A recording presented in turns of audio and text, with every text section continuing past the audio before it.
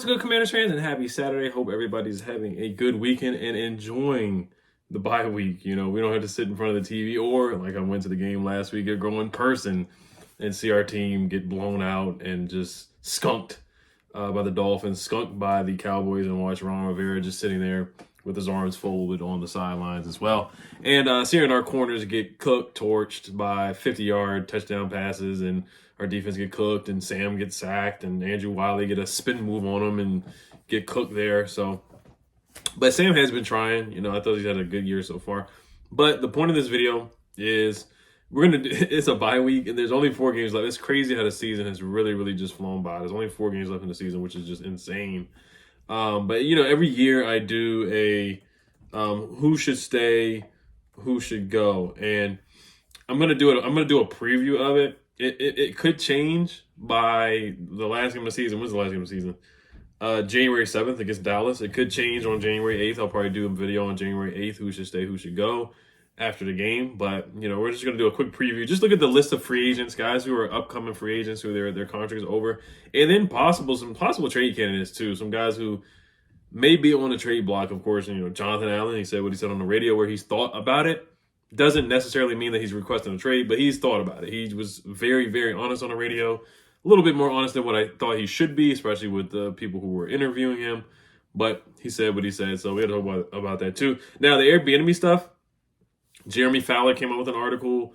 Him and John Kahn, they collabed on an article talking about the player concerns about Airbnb. A lot of leaks, a lot of stuff coming out, players grumbling and whatnot about how long practice was, how long practice and was like watching film, the offensive meetings, how long those were that they were cutting into treatment. I'm not going to go into depth about that. I'm going to just strictly stick to the free agent class, the 2024 upcoming free agents.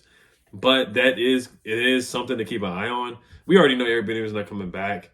The players don't want him back, and you know he's just been inconsistent. Very inconsistent. 4th and 1 calls have been terrible. The 3rd and 1 calls have been terrible. Dropping Sam back a whole lot, not really establishing a run game, not being consistent with that. Being out coached in both games by Wink Martindale, not adjusting and being ready for the blitz. But there's some good things for Airbnb. Like I said, this video is not about Airbnb. And the Bears, I wanted to make a separate video about the Bears being interested in him. But I may do that before we play the Rams on Sunday at 4 o'clock. So basically all the content that we're seeing from across Commanders Nation is really just about the draft, about who the next coach is going to be, about who the next coach is going to be, the GM and Airbnb. That's basically all the stuff in the draft, mock drafts and whatnot. That's basically what content has been. So I'm going to talk about the free agents, and then gradually I'll get into the draft. It's just unfortunate we got to talk about the offseason so quick now. It's really unfortunate. It is. But brighter days are ahead. Brighter days are coming. So let's hop into the free agent class. Oh, before I do get into that, I want to give you guys my Prize picks for this weekend. There's a bunch of games. So the picks that I have Drake London getting over 48.5 receiving yards against the Tampa Bay Buccaneers. The last time that he played them, he had about 56 yards receiving in that game. So he cleared that in the last time he played them. And then I have David Montgomery getting over a pass rusher receiving touchdown. He's in the last 4 or 5 games. David Montgomery for the Lions has gotten a touchdown, anytime touchdown. And they're playing against the Bears. So he used to play for the Bears. He's going to be in Chicago. Somewhat of a revenge game. So they're going to give him the football a lot, especially in the red zone. So I'm taking the over on both of those plays for sure. I think those should hit for sure. Yeah, last game they played, Drake London had 6 catches for 54 yards. So he went over 48.5 receiving yards. And like I said, my Prize Picks promo code, 100% deposit match. Use the promo code REAL@Oliver. You get 100% deposit match up to $100 using the link down below in the description. Also, want to introduce you guys to OddsJam. Shout out to OddsJam. Use my code @Oliver.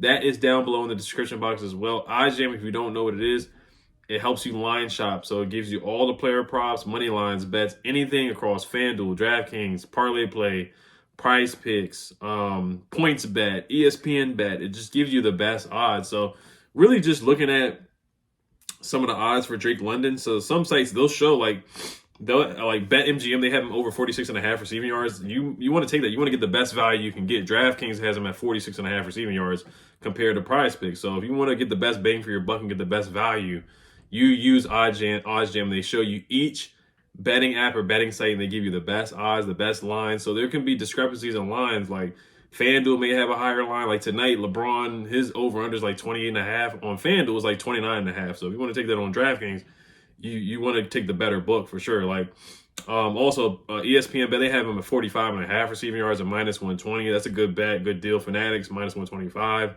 ESPN over 47.5 and -110. So all those are better than Prize Picks price at 48.5 receiving yards. Then you look at David Montgomery over a touchdown on PointsBet is +100. So that's good money right there. FanDuel is -105. And then on BetMGM is -120. On DraftKings is -110. So if you want to take David Montgomery's touchdown over as a straight bet, you use OddsJam, you look at PointsBet +100. You get a 35% off on your first month using my promo code EddOliver. And you get a free trial signing up with my promo code as well. So make sure you guys check out OddsJam. The link is down below in the description. So it just really gives you a lot of points and tips. It just makes you easier so you don't have to keep going from PointsBet to Fanatics to Parlay Play to Prize Picks to all different kind of apps. You can just look at OddsJam and they give you the best lines and the best, like just the best value for your betting. It makes you a better sports bettor for sure. All right, so like I said, Drake London over 48.5 on Prize Picks, and then also David Montgomery getting a touchdown for sure. All right, so let's look at the free agent class here. We'll start with Curtis Samuel, man. I thought he's had a good year so far. He's making about $11.5 million. You know, Spot Track, they'll say like your market value. They have him currently marketed as 11.5. He's a really good number 3 receiver. He is a really good number 2, I think, as well. Good slot receiver. You can move him around. He really has. I think Eric Bieniemy. I think Eric Bieniemy is more comfortable at getting Curtis in open spots than he is getting. I think he's better at getting the best out of Curtis Samuel really than Terry McLaurin and Jahan Dotson. Just for some reason, it just looks like when Curtis Samuel makes plays and catches the ball, it looks like it's in the flow of the offense. Where Terry is just like they're just not clicking. They're not clicking. The article talked about how Terry went to the office and talked each week. He's talked with Eric Bieniemy about the offense ever since the comments that Terry McLaurin made after the Giants game, where he said, you know, they need more fade routes. They need to throw the ball more down the field to him. And right now, it just looks more smooth when they throw the ball to Curtis Samuel. Curtis Samuel, look at his numbers. They don't wow you. He's missed a couple of games, of course. The last game, the Dallas game, he had 9 catches for 100 yards, 4 catches against the Dolphins for 65 yards. Then he had some games where he was kind of absent, kind of got hurt in and out of the lineup. 1 catch for 5 yards against the Giants, 2 catches for 6 yards against the Seahawks, 4 catches for 22 yards against the Eagles, 4 catches for 25 yards against the Giants, 4 catches for 42 yards against Atlanta. So it's not like he's been putting up crazy numbers. He's been putting up good number 2, number 3 receiving numbers, and he's had a rushing touchdown. He had a rushing touchdown against the Falcons as well. I'm sorry, not the Falcons, but against Philly. He had a receiving touchdown against the Falcons, and he had a receiving touchdown against the Chicago Bears as well. So yeah, I think he fits what Eric Bieniemy wants to do, and I think he is a versatile guy. You use him as a running back, as a receiver. So he has a lot of versatility and positional flex. So I wouldn't mind bringing him back. It just depends on the price. Do you let him walk and then draft a receiver in the 3rd or 2nd round? You know, a lot of people want Marvin Harrison. If you draft Marvin Harrison, then you're letting Curtis Samuel walk. It's just simple as that. There's really no need to keep Curtis, because you would have Terry, Jahan, and Marvin Harrison. That would be a disgustingly nasty receiving core. And we definitely need another offensive coordinator that can get the best out of all 3 of those guys for sure. But Curtis, I don't mind bringing him back, but personally, it just depends on what they do in the draft. Depends on the money and the price. So I'm going to say, I'm going to mildly say, bring him back, give him an offer, kind of like J.D. McKissick. See what you want to do. If another team matches it, the Bills matched J.D. McKissick. Actually, they offered him more, and then we saw what we offered him, and then we offered him more, and we got him back from the Bills when he kind of almost signed a contract. So my point is, if Curtis wants to come back, I don't mind bringing him back. He's a talented receiver. So I don't mind bringing him back. Other guys are very easy to go through. Kendall Fuller, I like him a lot, man. He's played pretty well. Yes, he got cooked against Tyreek Hill last week. Everybody got cooked. They didn't put him in the best situation. But he's a good leader, man. He's not the quickest guy on the field. Of course, double moves, he struggles against those. But he's had a really good, like, PFF loves Kendall Fuller. And I think last year he had a good year. Like, the second half of the year, Kendall Fuller's really good. He's one of the few guys that actually has a knack for forcing turnovers at times. Josh Allen, he got an interception. He had a pick 6 against Dak last year. So he's actually one of the few guys that gets interceptions and has a knack for turning over the football, forcing turnovers. So right now his market value is about $14 million, like 3 years, $42 million. The contract that we got him for was about, 4 years, $40 million, $10 million per year. So it'll be something around that. He's been able to stay healthy as well, knock on wood. So I don't mind bringing him back. He's 28. Curtis Samuel's 27. I don't mind bringing him back. But if I had to guess or make a bet, I don't see them bringing him back. Jacoby Brissett, he should have been traded. I'm so upset they didn't trade Jacoby Brissett. Like, I'm really upset they didn't trade him. They should have traded Antonio Gibson before the trade deadline. They should have traded Jacoby Brissett. Yes, I know probably would have been a 7th round pick or a 6th round pick. Josh Dobbs was traded for a late round pick. Any pick, you should have got it because you know you're not bringing Jacoby back. So it's just a wasted asset. And who cares if it's a 6th or 7th? Guess what? Ron Rivera, his silly self, traded up for a long snapper. You can package, or we traded up for KJ Henry. You can package a 6th round pick and a 7th round pick, or 2 6, and move up into the 5th round and get a more talented player. So don't just sleep on 6th and 7th round picks. Look at Cam Curl as well. He was a 7th round pick. So Jacoby Brissett, I think they should have traded him, but it is what it is on that. He's 30. He's a good backup, not a starter in this league. We saw him go back and forth with Eric Bieniemy on the sidelines as well, argue and whatnot. He might have been one of the players that grumbled about Eric Bieniemy, but who cares if it was Jacoby Brissett? I would not bring him back, and they should have traded him. They should have traded him for a 6 or a 7. They really should have, because they could have packaged those up, move up into the 5th round. You get a talented tight end possibly in the 5th round, or a talented scat back, a speedy scat back, like a good 3rd down back in the 5th round. That's where you usually get those little speedy scat backs like Jaden McKissick, guys like that in the 5th round. Really speedy guys, and that's what they should have did. Especially knowing that Sam is your starter. I get it. Jake Fromm would have been your backup, but at that time that's why I said we traded Chase Young, Montez Sweat. We should have traded more guys. I thought we should have got more assets.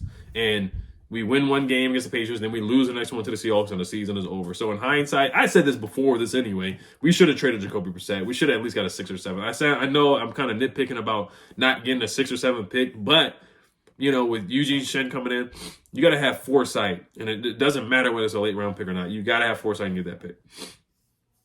Cornelius Lucas. All right, this one is pretty easy. Cody Barton, he's actually played a little bit better in the second half of the year, a little bit coming back from the injury, but I would pass on him. He's been a downgrade from Cole Holcomb, so he was a disappointment of a signing. He'll always be remembered for not picking up the fumble against the Eagles game, just not being ready, always being out of place, getting burned in coverage.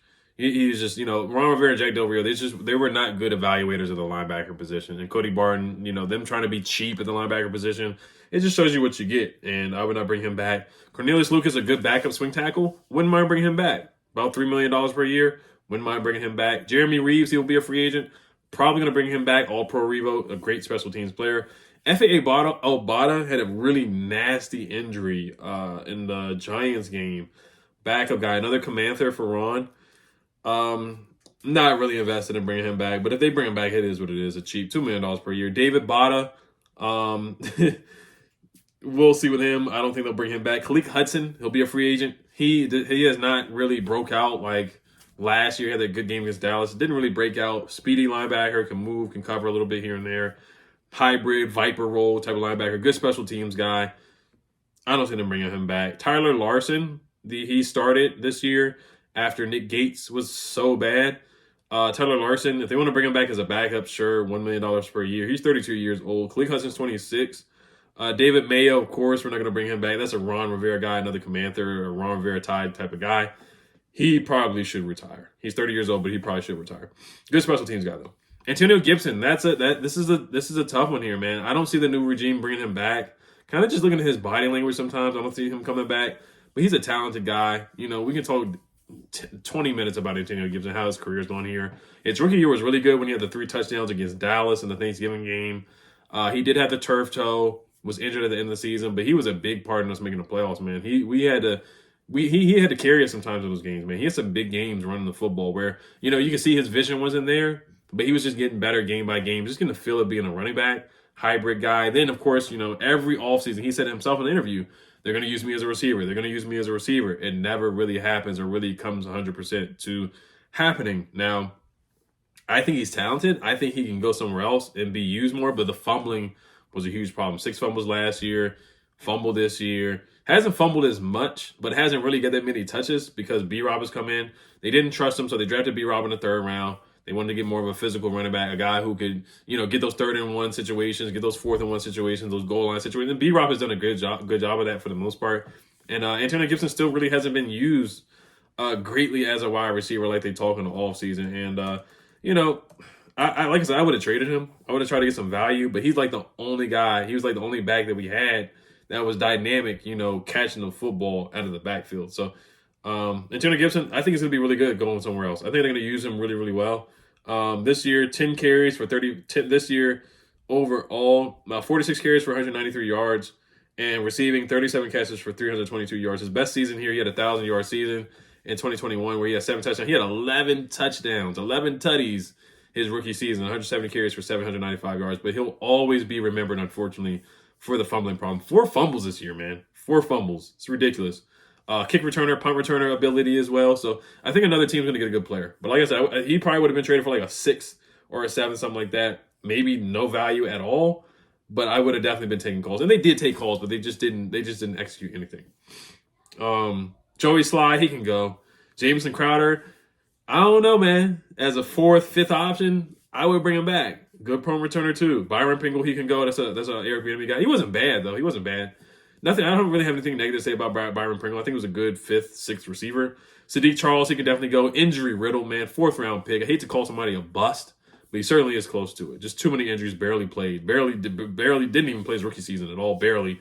Sophomore season barely played. Just had calf injuries, man. His calves are really big. Paws.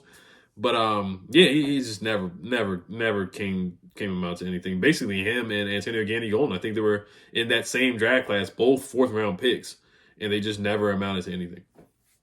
Brandon Dillon, tight end, exclusive rights free agent. I thought he looked good in the preseason. I would take a look at him. I know Eugene Shin likes tight ends, and he can move. He's mobile. He's better than Curtis Hodges. I like him. Cam Curl, that's the toss-up one right there. Now, look at his market value. SpotRack has him pretty high at $15.3 million per year. Right now, he's not making any money, as a 7th-round pick. I'm not going to say making any money. Of course, the common man, he's making good money compared to the common man, $852,000 per year. But, of course, in the football world, he's not really making much. Where he's talented, he just doesn't force turnovers. He just doesn't make huge impact plays. Yes, he's at the right place at the right time, being where he's supposed to be. This year, look at some stats. 74 solo tackles. He's 2nd among safeties. 43 targets. He's tied for 6th. Receptions allowed, 29. He's 7th. 70.6 PFF grade. If you look at some advanced stats this year, as far as like completion percentage, quarterback rating allowed, 70% completion percentage allowed, which is pretty good. That's fair numbers. 96 quarterback rating allowed, which is not very good. The whole defense has just been bad. It's not all his fault. 6.7 missed tackle rate, which is really good. He's a good tackler. Can cover sideline to sideline and whatnot, stuff like that. But he has not been impactful this year at all. You can say that about the whole defense. So it's not just his fault, but I'm not paying him basically what his dad asked for. Not paying him that. $15 million, not paying him that. If he wants that, he can go elsewhere. It is what it is on that. I like Cam Curl. I think he's a good captain, a good leader. Has been great for being a 7th-round pick. 25 years old. Good player, darn good player, but just not impactful enough. J. Smith-Williams, definitely he can go. Casey Toohill can go. Curtis Brooks can go. Casey Toohill, sure, if he wants to come back as a backup, $846 million per year. It is what it is on that. And then we'll probably save the talk about Jonathan Allen, Deron Payne, guys like that. Terry McLaurin, we'll save that for the offseason. So this is the preview. And those are the guys. The only guys that I really would bring back, like Jeremy Reeves, maybe Curtis Samuel, maybe Kendall Fuller. And that's really about it. Joey Sly can go, and Jameson Crowder possibly. Sadiq can go for sure. All those guys can go. Any ex-command there, they can go for sure. All right, you guys let me know what you guys think. Enjoy your weekend. Christmas is coming up, man. It's coming up really, really quick. So you guys enjoy the days and enjoy the holidays. Hail to the Commanders. Peace.